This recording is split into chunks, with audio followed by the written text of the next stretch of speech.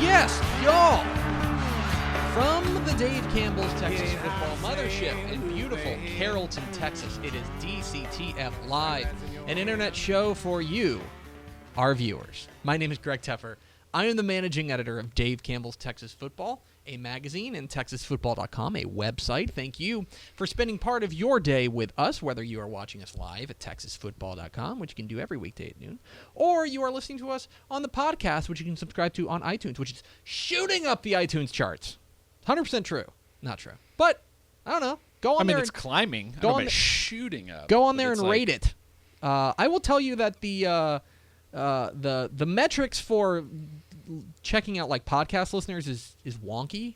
iTunes I think intentionally makes it pretty hard to find the real good metrics.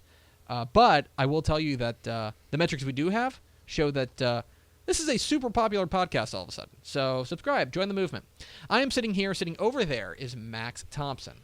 Hello. Did you miss me? Sure. Okay. Yeah. We got a lot done without you. Oh, that's good. We've got good and bad, There's right? so much to talk about here. Today is Monday, August 8th, 2016, episode 178. 178, the number of hits for Vladimir Guerrero in his illustrious Texas Rangers career. 178 hits in one season. That's pretty good for a guy who was thought to be broken. True. Look, a little bit later, I'm not going to beat around the bush. Big ol' announcement. We got a big announcement.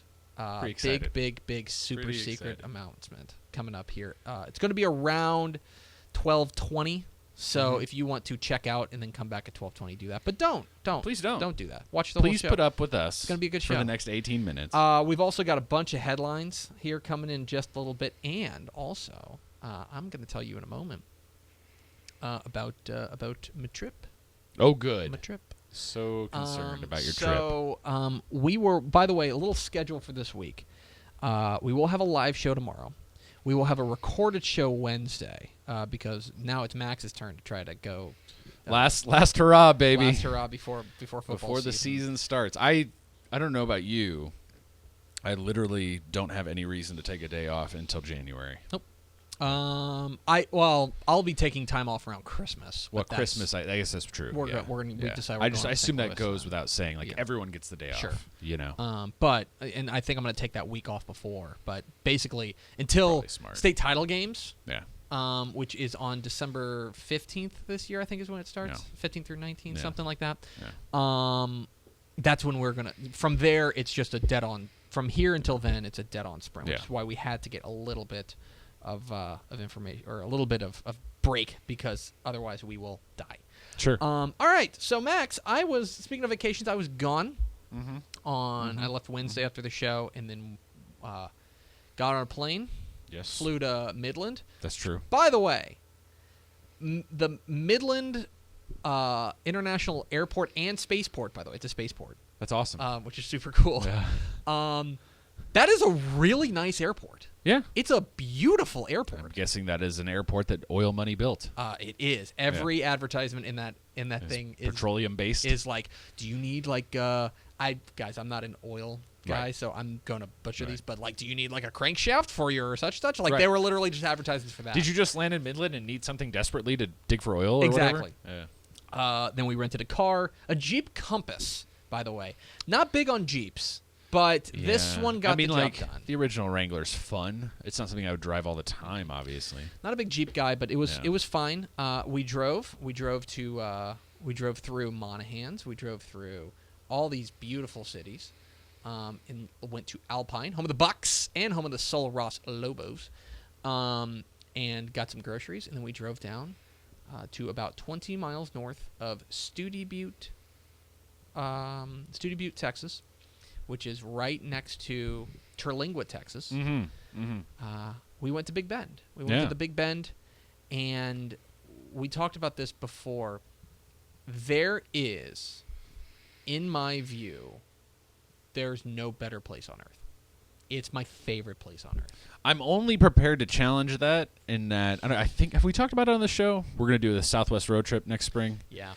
And we will stop there. That is one of like 15 stops throughout the desert and canyons of the Southwest. It is so beautiful and so serene and so isolated and it's hard to. My wife kept saying it's hard to believe this is in Texas, and the truth of the matter is only about half of it is. Yeah, You know? no, that's true, and but that's one of my favorite things about Texas, right? Because you can go there, and it's extremely different than Dallas, and Dallas is extremely different than Austin, and you can, and East Texas is its own thing with the Pine Curtain. Coastal I mean, Bend. it's Coastal Bend is its own thing. Texas is awesome, man. Texas forever. If you have never been down there to Big Bend, I really truly cannot recommend it enough. It is the most beautiful part of an already beautiful state. Like, I understand there are people who really love the piney woods, and I understand there are people who love hill country, and I understand there are people who love the valley, and I know there are people who love the coastal bend and the plains, and you know, all these areas. For my money, there is no more beautiful area of Texas than there. And we talked about how we both love the desert. It has apparently been a very wet spring and summer there, and so this was the second time we've been out there. It was remarkably green. Don't get me wrong, it's still the desert. Right. But it's pretty green out there, which was a totally different experience. So we go out there, we did a house on VRBO or Airbnb. You did VRBO? We have VRBO. My parents do that. I was like, oh, because you don't know about Airbnb. Right. We did, Airbnb is picking up, but this one's the one that we liked, we found on VRBO 2 years ago. Okay. And we went to stay in the same house. Which is, I mean, literally. I saw the pictures. The nearest. Pretty awesome. It's right next to like 4 mountains. Yeah. It's the nearest, there's one power line that's going out to you. Yeah. There is, the nearest person we calculated it was about 2 miles away. Pretty awesome. In any direction. Pretty awesome. And so Thursday we got up and we went horseback riding through the state park. If you don't know, there's 2 parks down there. There's there's Big Bend National Park, which is a national park, and there is Big Bend Ranch State Park. And Big Bend Ranch State Park is a lot more primitive. There is one paved road, and the rest is just wilderness. Right. And we went on a 4-hour horseback ride. We actually had it to ourselves. We had basically, we didn't pay for it, but we had like a private guide who took us up these mountains, and it was incredible. We saw all these different kinds of animals. Right. And just the views are breathtaking. And what's cool is that we got to sit down. Her name was Kelly, was our guide. Yeah. And we got to sit down. She lives in Terlingua. She used to live in Austin. And we got to sit down with her. And it was a lot of fun to kind of pick her brain about living in Terlingua and living down there in the middle of nothing. It is so amazing, the idea there to do that. We did that. Friday, we spent pretty much the whole day around the house. We kind of explored around the house, went on a hike up one of the mountains and stuff. But I read a lot and just kind of chilled out. And then Saturday, we woke up, and that was the day we went into the national park. And there's just not words. It's so beautiful and so just breathtaking to be out there. Yeah. And so serene. You have the place to yourself. We did the Grapevine Hills Trail, which takes you up to the Balanced Rock. I tweeted about it. You can check out my photos at Tepper. Then we did that trail, and then we drove back, and we drove another hour in the park, and we went to there's a hot spring right by the Rio Grande River. You went to a hot spring in the middle of summer. Right. Yes. We were there for a couple of minutes. We got in. We did get in, and it's like a hot tub. It's a naturally occurring hot tub right next to the Rio. It was beautiful. We really had the whole park to ourselves, which it shouldn't be surprising. It wasn't blisteringly hot though. It was only, this is such a Texan thing to say, it was only 100. It was only 100, which for the desert in August is like, it might as well be a cold front. Right. Last time we were there, we went in August last time, and it was 109. So it was really, really hot. But to give you just an idea of the expanse, okay? So we went to the hot spring, and then we drove on the one road that goes through the park. We drove there, and from the hot spring back to Studi Butte, out of there, it was about an hour and 15 minutes. And you're going 50 miles an hour. You're not crawling. It takes you a while. And then from Studi Butte, it took us another half hour to get home. Yeah. Which is, it's 20 miles north and then about 10 miles east. Yeah. And it was just breathtaking. And the mark of a good vacation is when it hurts to leave, right? Yep. And Sunday morning we woke up. cleaned up the house, turned off everything, and I was like, damn it. I got to drive back to Midland. I got to go back and hang out with Max. And I got to do a show tomorrow. I know. I'm So here sorry, I am. man. But I got Sorry, a little Terlingua, Texas. little javelinas on you it. You have too many mugs. Little javelinas on it. What do you got, 3 on your desk now? Got a mug. And the other thing, so there's so much wildlife out there. My wife's favorite animal out there is the roadrunner. Oh, sure. The roadrunner. They're hilarious. If you haven't seen the roadrunner, first of all, a note to the creators of Looney Tunes. That's not what a roadrunner looks like. Like, you have this picture of a roadrunner. It's like an ostrich, right? Sure. These things are tiny. Yeah. These things are about this big, about yay big. Yeah. But they run on the road, and they just go, yeah. and they're everywhere, and my wife loves them. We saw quail. Yeah. We saw javelinas. We saw all sorts of lizards. We saw what's called aoudad in the state park, which is like a wild game that was brought in the 1800s for exotic hunting. Yeah. And now they're kind of we saw like a whole pack of them like running, which is like, to give you the idea of it.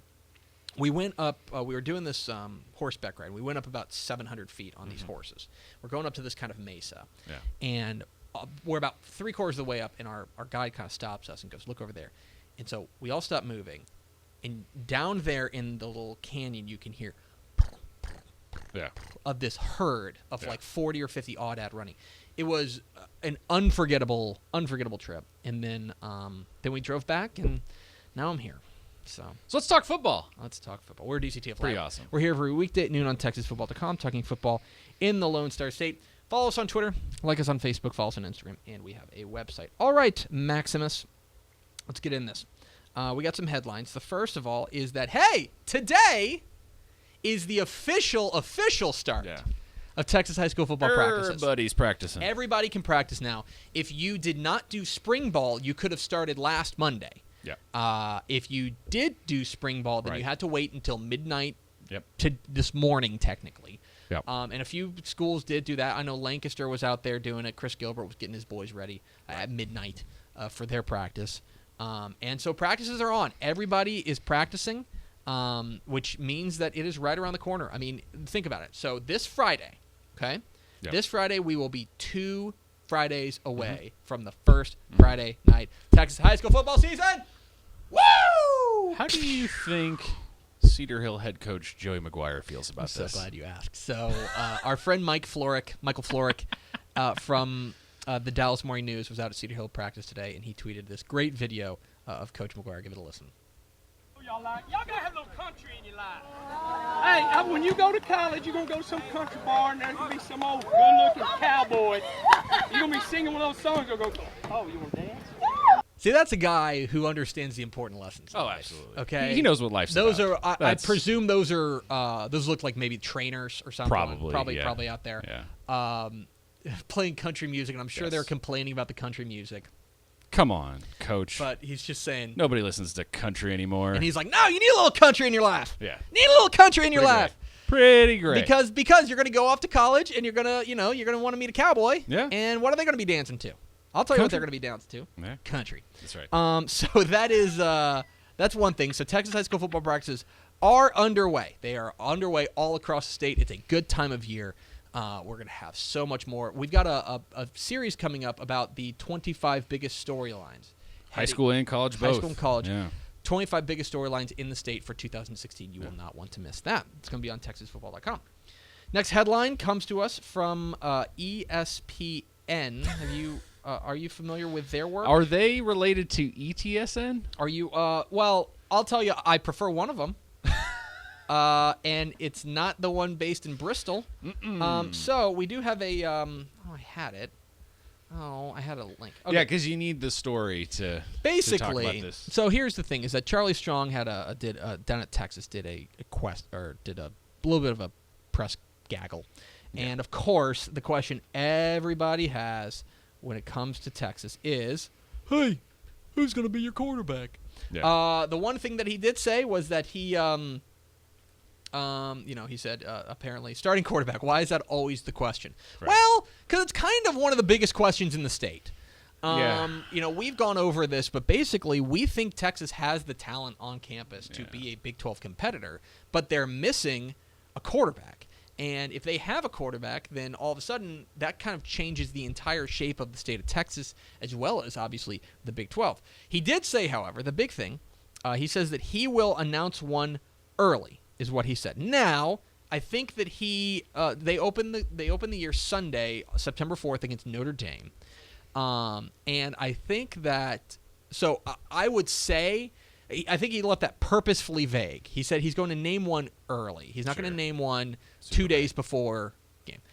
I would say we will probably know who the Texas starting quarterback is in 2 weeks. Or we already know.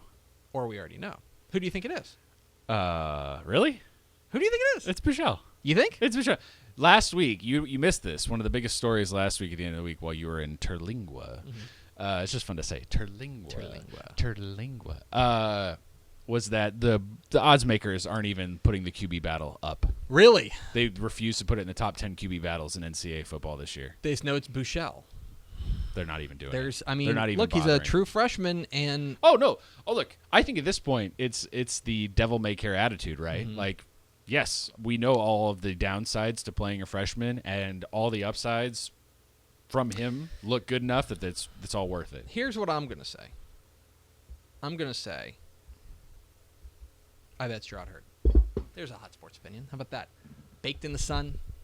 I think it's Gerard Hurd. I think that he's the guy that gives them the best chance to win right away, and especially in a game against Notre Dame in the opener.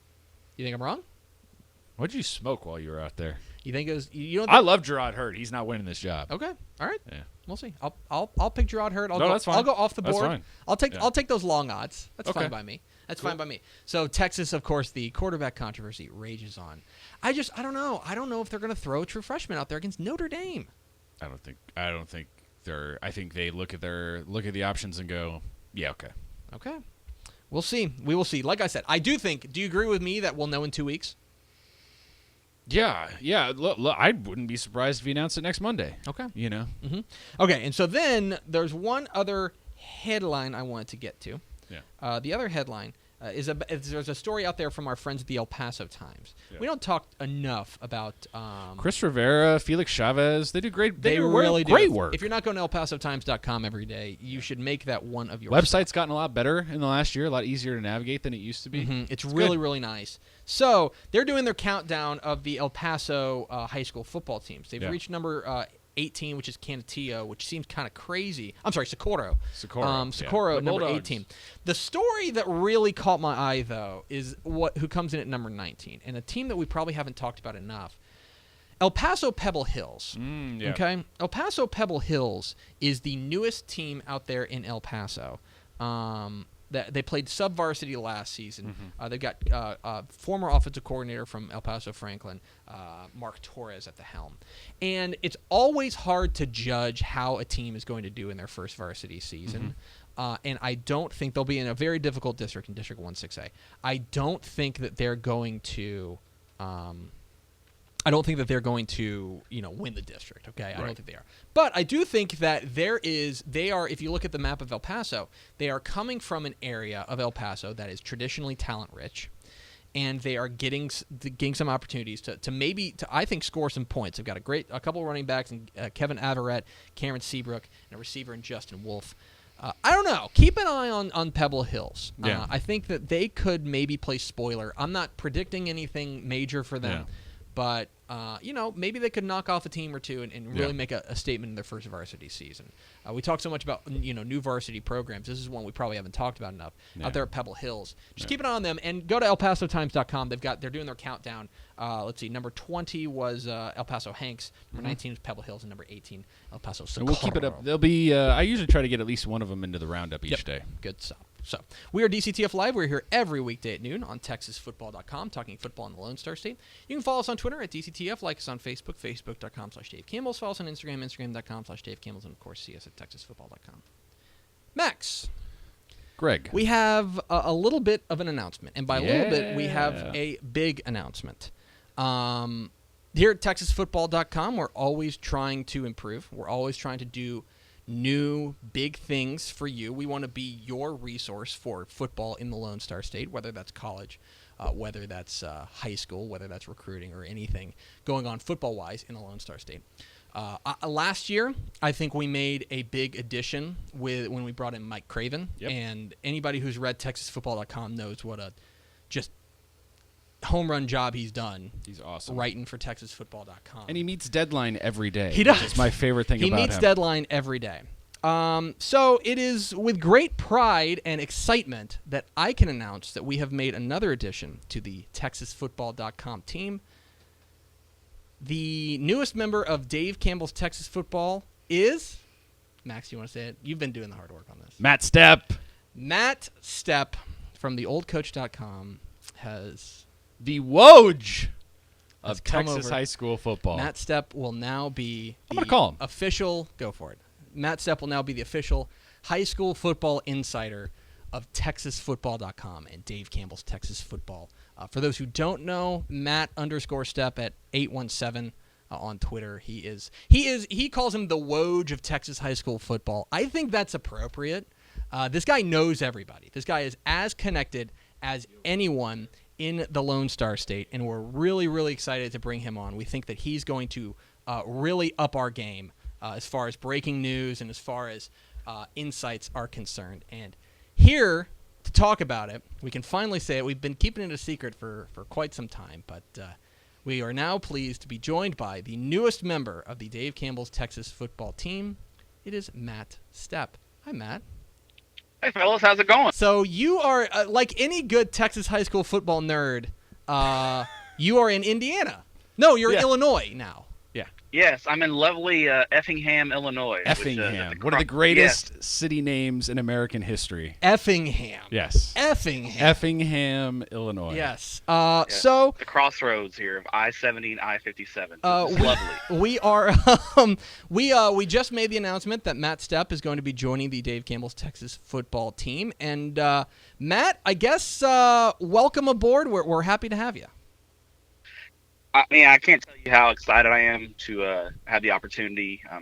Dave Campbell's Texas Football. You know, when I was a little kid, that was like the biggest thing in the summer for me was to get that magazine, read it cover to cover, and just completely geek out on Texas high school football and Texas football in general. So it's always been a dream come true, and it's awesome I had fun competing with Dave Campbell's Texas Football, and it was great, and I'm appreciative of the opportunities that I had with the old coach. It was tough to leave, but I'm really, really excited about the opportunity to work with not only people who love Texas high school football as much as I do, but great people as well. So the opportunity was Who just is he was just talking tremendous. about? He can't be talking about us. No, absolutely not. Good Lord. So No, it's your boss. Your boss. Yes, of course. The great guy. So here's the thing about Matt is that we get a lot of people who come up to us and say, "Oh, man, I love your magazine. I read it cover to cover every year." And my response is always the same, like, okay, all right, Sure. yeah, you're okay. Sure. We're one of two people. There are two people in the world who read it cover to cover.